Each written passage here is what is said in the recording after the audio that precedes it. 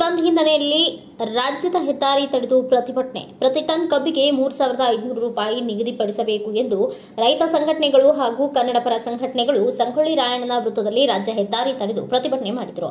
ಅಥಣಿ ತಾಲೂಕಿನ ವಿವಿಧೆಡೆಯಿಂದ ಬಂದಿದ್ದ ರೈತರು ಸಕ್ಕರೆ ಕಾರ್ಖಾನೆಗಳ ವಿರುದ್ಧ ಘೋಷಣೆ ಕೂಗಿ ಆಕ್ರೋಶ ವ್ಯಕ್ತಪಡಿಸಿದರು. ರೈತರ ಸಂಘಟನೆಗೆ ಮಹಿಳಾ ಘಟಕದ ಅಧ್ಯಕ್ಷೆ ಶ್ರೀಮತಿ ಪ್ರೀತಿ ಪೂಜಾರಿ ಮಾತನಾಡಿದ ಅವರು, ಸಕ್ಕರೆ ಕಾರ್ಖಾನೆಗಳು ಪ್ರತಿ ಟನ್ ಕಬ್ಬಿಗೆ 3,500 ನೀಡಬೇಕು ಎಂದು ಒತ್ತಾಯಿಸಿದ್ರು ಹಾಗೂ ಬೆಲೆ ನಿಗದಿಯಾಗುವವರೆಗೂ ನಿರಂತರ ಹೋರಾಟ ಮಾಡುತ್ತೇವೆ ಎಂದು ಹೇಳಿದರು. ಅದನ್ನ ಬೆಂಬಲಿಸಿ ಕರ್ನಾಟಕ ರಾಜ್ಯ ರೈತ ಸಂಘ ಹಾಗೂ ಹಸಿರು ಸೇನೆ ನೇತೃತ್ವದಲ್ಲಿ ತಾಲೂಕು ಕೇಂದ್ರದ ಮೂಲಕ ಹೋರಾಟ ಮಾಡುತ್ತಿದ್ದೇವೆ ಎಂದರು. ನಮ್ಮ ಬೇಡಿಕೆಯಂತೆ ಕಾರ್ಖಾನೆ ಮಾಲೀಕರು ಕಬ್ಬಿಗೆ ದರ ನಿಗದಿಪಡಿಸಬೇಕು, ಬಳಿಕ ಕಬ್ಬು ನುರಿಸುವ ಹಂಗಾಮು ಆರಂಭಿಸಬೇಕು ಎಂದು ಒತ್ತಡ ಹಾಕಿದರು. 6ನೇ ದಿನ ಹೋರಾಟವಾಗಿ ಇವತ್ತು 5 ದಿನ ಮುಗಿದು 6ನೇ ದಿನಕ್ಕೆ ನಾವು ಮಹಿಳೆಯರೆಲ್ಲ ಯಾಕೆ ಬಂದಿವಪ್ಪ ಅಂದ್ರೆ, ಇನ್ನ ತಕ್ಕ ನಮ್ಮ ಮನೆಯಲ್ಲಿ ಗಂಡು ಮಕ್ಕಳು ಹಗಲು ರಾತ್ರಿ ಎನ್ನಲ್ಲದ ನಿರಂತರ 5 ದಿನ ಹೋರಾಟ ಮಾಡ್ರು, ಯಾರು ಬರ್ತಾ ಇಲ್ಲ. ಯಾಕಂದ್ರೆ ನಮ್ಮ ಹೆಣ್ಮಕ್ಳ ಪರಿಸ್ಥಿತಿ ಹೇಗಾಗಿದೆಪ್ಪ ಅಂದ್ರ, ನಮ್ಮ ಗಂಡ್ಮಕ್ಳು 3 ಮೀಟರ್ 4 ಕಿಲೋಮೀಟರ್ ದೂರ ಇರ್ತಾ ಇಂದ ನಮ್ಮ ಮಕ್ಕಳ ಭವಿಷ್ಯ, ನಮ್ಮ ಹೊಲ ಮನೆ ಎಲ್ಲಾ ಕೂಡ ಹೊಂಟಿದೆ. ಇದಕ್ಕಾಗಿ ರೈತರು, ರಾಜಕಾರಣಿಯವರು, ಪೇಟೆಯವರು ನಮಗೆ ಇವತ್ತು ಏನಾದರೂ ನಮ್ಗೆ ಒಂದು ನಿರ್ಣಯ ಕೊಟ್ಟೆ ಹೋಗಬೇಕು. ನಾವು ದೇಶಕ್ಕೆ ಅನ್ನ ಹಾಕುವ ರೈತರು ಇವತ್ತು ಬೀದಿ ಮೇಲೆ ಪ್ರಸಂಗ ಬಂದಿದೆ. ಇದು ಕಾರಣ ಅಂದ್ರೆ ರಾಜಕಾರಣ ಕಾರಣ, ಇವರು ಪೇಟೆಯವರು ಕಾರಣ.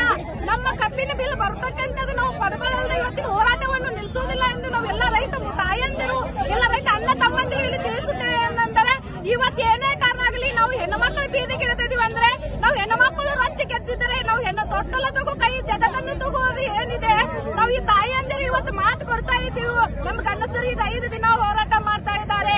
ನಾವು 6ನೇ ದಿನ ಹೋರಾಟಕ್ಕೆ ಬಂದಿದ್ದೀವಿ. ಇದು ಎಲ್ಲಾ ರಾಜಕಾರಣಿಗಳಿಗೆ ಕಿವಿ ಮೇಲೆ ಇರಲಿ. ಇವತ್ತು ನಾವು ಹೆಣ್ಣು ಮಕ್ಕಳು ತಾಯಿಯಂದ್ರೆ ಬೀದಿ ಮೇಲೆ ಕುಡಿಸುವ ಪ್ರಸಂಗ ಬಂದಿದೆ. ಅವರಿಗೆ ನಾಚಿಕೆ ಆಗಬೇಕು, ರಾಜಕಾರಣಿಗೆ ನಾಚಿಕೆ ಆಗಬೇಕು. ನಮ್ಮಿಂದ ಅವ್ರ ಚೇರ್ ಮೇಲೆ ಕೂತರು, ನಮ್ಮ ರೈತರ ರೋಡ್ ಮೇಲೆ ಕೂತರು ಯಾರು ನೋಡ್ತಾ ಇಲ್ಲ. ರೈತರ ಕಣ್ಣೀರು ಒರೆಸೋರು ಯಾರು ಇಲ್ಲ.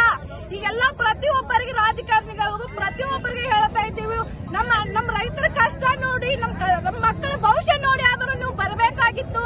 ನಮ್ಮ ರೈತರು ಏನೋ ಆತ್ಮಹತ್ಯೆ ಮಾಡ್ಕೊಳಕತ್ತಾರ, ಅದಕ್ಕೆಲ್ಲ ಕಾರಣ ರಾಜಕಾರಣದ ಕಾರಣ ಅಂತ ಹೇಳಕ್ ಇಷ್ಟಪಡ್ತೀವಿ. ಯಾಕಂದ್ರೆ ನಮ್ಮ ತಾಯಂದಿರು ಇವತ್ತು ನೋಡೋ ದುಃಖ ತಾಳೆ ಹೋಯ್ತು.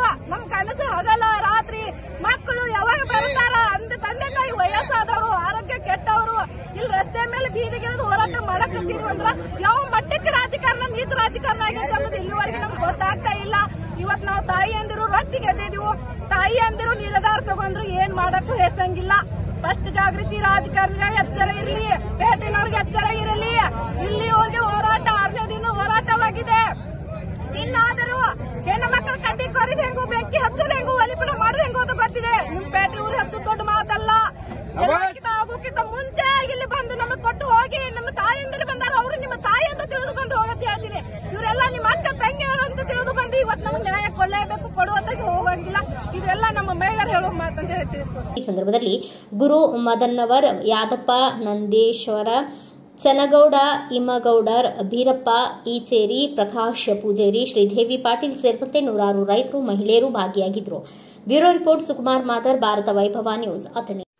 Thanks for watching. Read, discuss and debate with editor Dr. Yan Prashant Rao. Wanted reporters in print, digital and visual media for Bharat Vaibhav Daily Newspaper, BV News 5 Channel and BV Fast Web News from all the talukas of Karnataka, Goa and Maharashtra. If interested, send your resume to 9019229369.